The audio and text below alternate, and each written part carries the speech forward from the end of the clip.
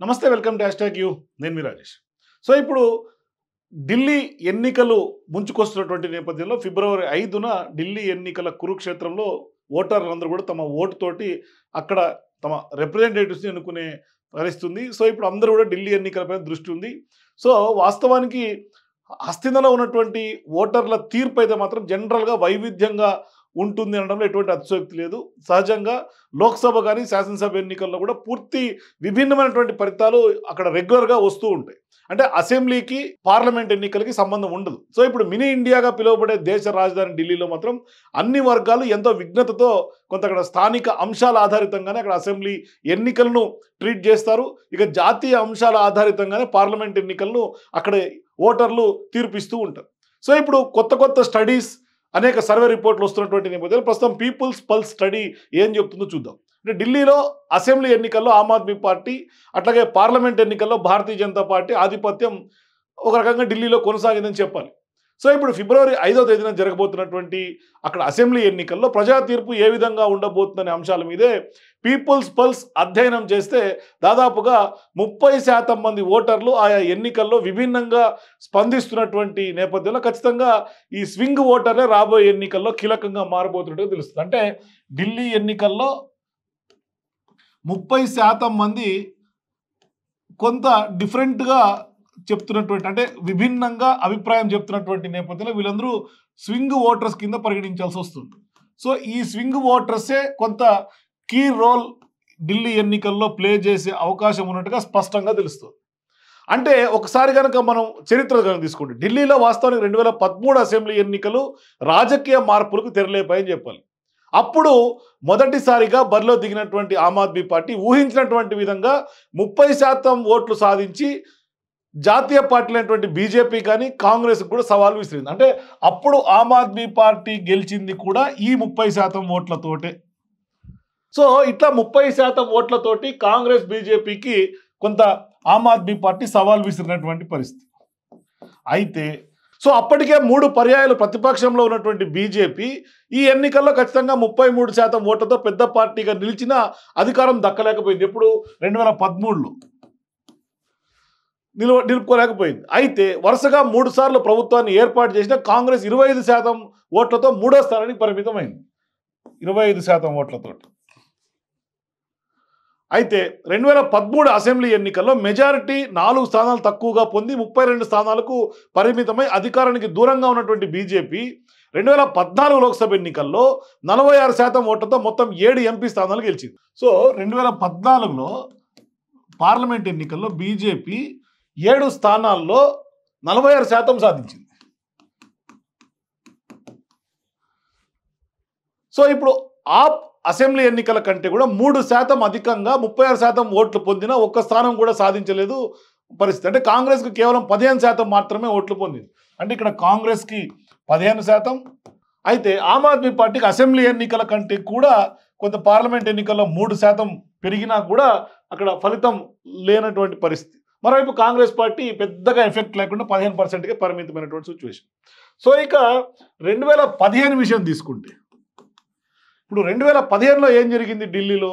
అక్కడ 2015 అసెంబ్లీ ఎన్నికలతో పోలిస్తే 2019 పార్లమెంట్ ఎన్నికల్లో ఆమ్ ఆద్మీ పార్టీ భారీగా 36% ఓట్లు కోల్పోతే బీజేపీ 25%, కాంగ్రెస్కి 13% ఓట్లు అధికంగా పొందాయి. అప్పుడు ఆమ్ ఆద్మీ పార్టీ 36, బీజేపీకి అట్లాగే కాంగ్రెస్ కనుక చూస్తే బీజేపీకి అప్పట్లో 25%, కాంగ్రెస్కి 13% వచ్చినటువంటి పరిస్థితి. సో ఇట్లా ఓట్లు అధికంగా పొందిన ఈ ఎన్నికల్లో బీజేపీ తిరిగి 7 స్థానాల్లో గెలిచింది. మరి 2020 శాసనసభ ఎన్నికల్లో ఏం జరిగింది? అక్కడ కాంగ్రెస్ బీజేపీ నుండి చెరో 18% ఓట్లు చీలి ఆమ్ ఆద్మీ పార్టీ 2019లో తాను కోల్పోయినటువంటి అంటే 36% ఓట్లను కూడా తిరిగి పొంది అధికారం చేపట్టింది. అంటే ఇక్కడ చూసుకుంటే కంపారిజన్ 2020కి 2019కి కనుక చూసుకుంటే సీన్ కొంత మారినటువంటి పరిస్థితి. అంటే 18% ఓట్లను చీల్చినటువంటి ఆమ్ ఆద్మీ పార్టీ 2019లో తాను కోల్పోయినటువంటి 36% ఓట్లను కూడా తిరిగి పొంది అధికారం చేపట్టింది. ఇక్కడ ఆమ్ ఆద్మీ పార్టీ అసెంబ్లీ ఎన్నికల్లో లబ్ధి పొందింది. అదే కనుక ఒకసారి మనం 2020 అసెంబ్లీ ఎన్నికలు కనుక తీసుకుంటే అదే 2020 అసెంబ్లీ ఎన్నికలతో 2024 పార్లమెంట్ ఎన్నికలతో కనుక ఒకసారి పోల్చి చూసుకుంటే అక్కడ ఆమ్ ఆద్మీ పార్టీ సో మొన్న జరిగినటువంటి 2024 పార్లమెంట్ ఎన్నికలతో పోలిస్తే ఆమ్ ఆద్మీ పార్టీ 30% ఓట్లను నష్టపోయింది. అంటే లాస్ ఓట్ చెప్తున్నాడు, 30% ఓట్లను నష్టపోయింది. అయితే బీజేపీ 16% ఓట్లు ఎక్కువగా సాధించి మళ్ళీ మొత్తం 7 స్థానాలను కూడా గెలుచుకుంది.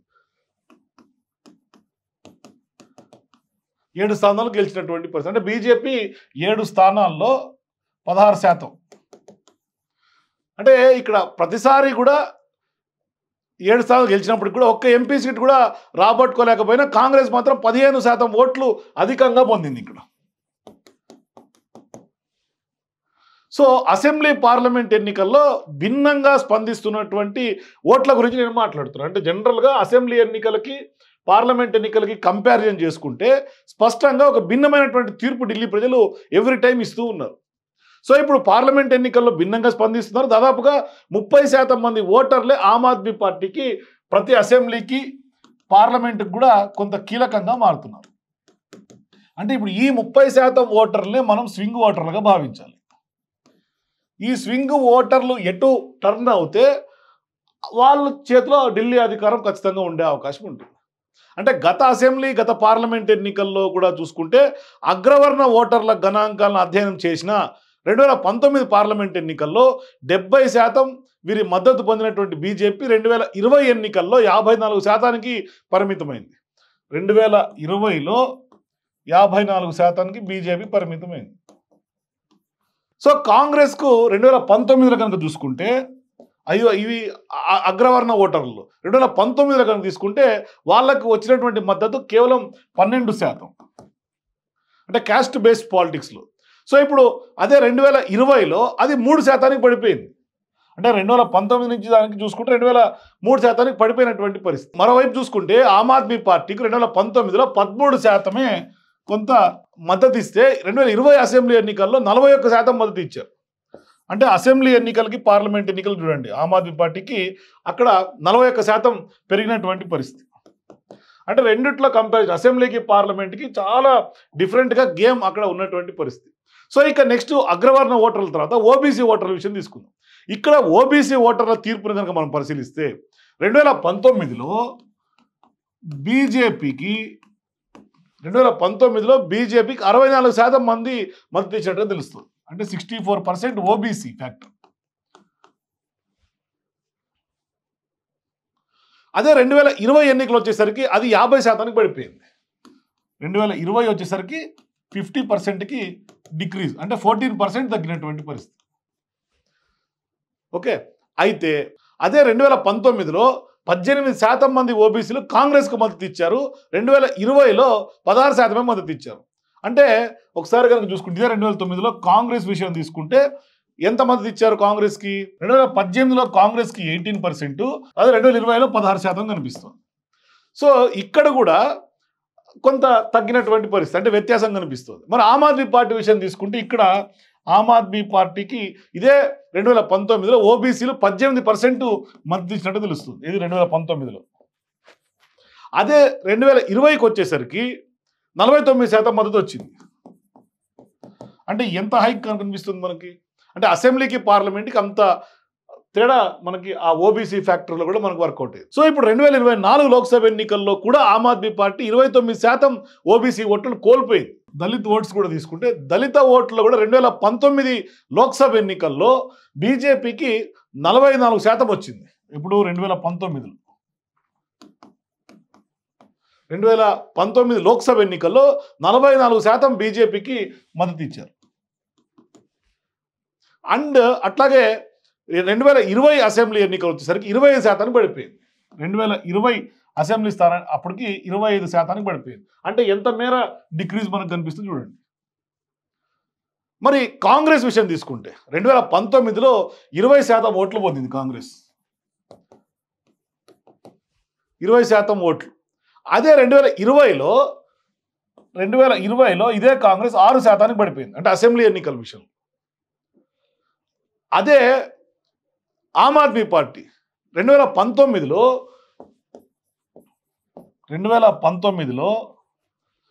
ఎంత పొందింది? 22% దళిత మద్దతు పొందింది, 22% వచ్చింది. మరి 2020లో ఏకంగా 69% పెరిగింది, 69కి ఎగబాకింది. అంటే ఎంత పర్సెంట్ హైక్ కనిపిస్తుంది ఇక్కడ 2019కి 2020కి? ఒకసారి వ్యత్యాసం చూసుకోండి.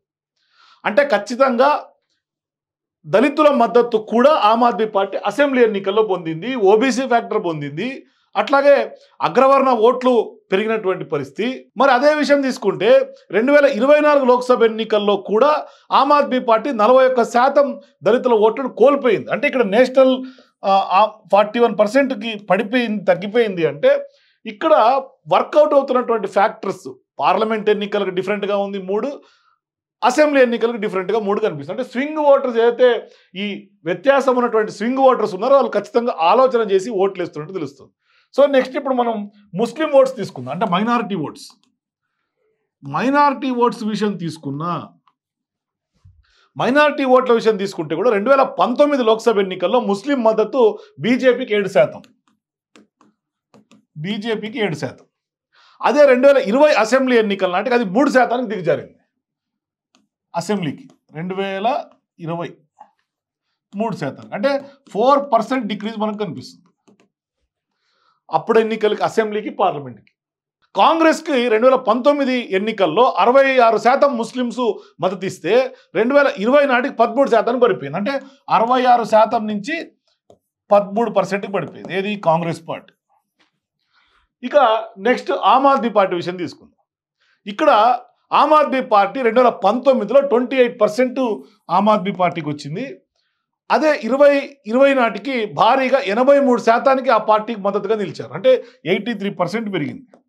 అంటే పార్లమెంట్, అంటే 2019లో జరిగినటువంటి పార్లమెంట్కి 2020లో జరిగినటువంటి అసెంబ్లీకి ఎంత హైక్ కనిపిస్తుంది చూడు. ఇది ఆమ్ ఆద్మీ పార్టీ యొక్క వచ్చినటువంటి మద్దతు. అదే 2024 లోక్సభ ఎన్నికల్లో ఆమ్ ఆద్మీ పార్టీకి 34% ముస్లిమ్స్ మైనారిటీస్కి సంబంధించినటువంటి మద్దతు కోల్పోయింది. ఇది మొన్న పార్లమెంట్, ఇది 2024లో చెప్పేమాట. అంటే దాదాపుగా అవి 11% బీజేపీకి, 21% కాంగ్రెస్కి బదిలీ అయింది. ఎప్పుడు? 2024లో బీజేపీకి 11%, కాంగ్రెస్కి 21%. బీజేపీకి 11, కాంగ్రెస్కి 21. అంటే ఓట్స్ నేషనల్ లెవెల్గా ఉన్నటువంటి అప్పుడు 3 ప్రకారం మైనారిటీ ఓట్ స్ప్లిట్ జరిగింది, స్పష్టంగా కనిపిస్తుంది. సో ఇప్పుడు 2024 లోక్సభ ఎన్నికల్లో కలిసి పోటీ చేసినటువంటి ఆమ్ ఆద్మీ, కాంగ్రెస్ ఇప్పుడు విడివిడిగా పోటీ చేస్తున్నటువంటి నేపథ్యంలో త్రిముఖ పోటీలో ప్రధానంగా ముస్లిం దళిత ఓట్లు చీలికతోటే ఆమ్ ఆద్మీ పార్టీకి నష్టం జరిగే అవకాశాలు ఉన్నట్లుగా స్పష్టంగా కనిపిస్తుంది. అంటే ఇక్కడ కాంగ్రెస్ గెయిన్ ఎక్కువ కనిపిస్తోంది 2024 పార్లమెంట్ విషయం తీసుకుంటే.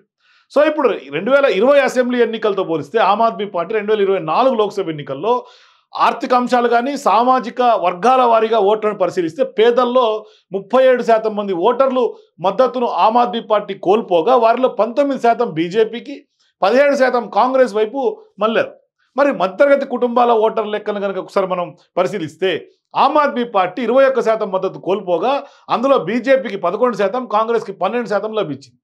మరి రాజధాని ఢిల్లీలో కొంత పరిపాలన, రాష్ట్ర అట్లాగే కేంద్ర ప్రభుత్వాల చేతుల్లో ఉండటంతో ఓటర్లు కూడా కొంత అపరిపక్వతతోటి, పరిణితితోటి కూడినటువంటి ఓటర్లు అక్కడ తీర్పిస్తున్నట్టు స్పష్టంగా తెలుస్తుంది.